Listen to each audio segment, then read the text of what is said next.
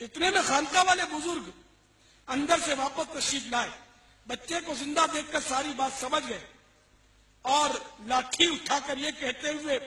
مدنی منع کی طرف لپکے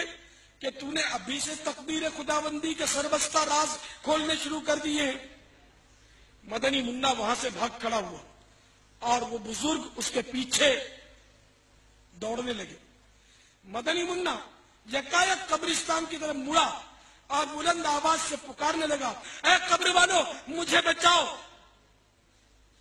تیزی سے لپکتے ہوئے بزرگ اچانک ٹھٹک کر رک گئے، کیونکہ قبرستان سے 300 مردے اٹھ کر اسی مدنی منع کی ڈھال بن چکے تھے، اور وہ مدنی منع دور کھڑا اپنا چاند سا چہرہ چمکاتا مسکرا رہا تھا۔ اس بزرگ نے بڑی حسرت کے ساتھ مدنی منع کی طرف دیکھتے ہوئے کہا، بیٹا ہم تیرے مرتبے کو نہیں پہنچ سکتے، اس لیے تیری مرضی کے آگے اپنا سر تسلیم خم کرتے ہیں۔ میٹھے میٹھے اور پیارے پیارے سے بھائیوں،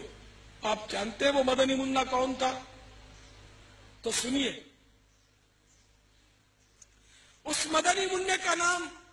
عبد القادر تھا، اور وہی آگے چل کر غوث الاعظم علیہ رحمت اللہ الاکرم کے لقب سے مشہور ہوئے، اور وہ بزرگ ان کے نانا جان حضرت سیدنا عبداللہ صومعی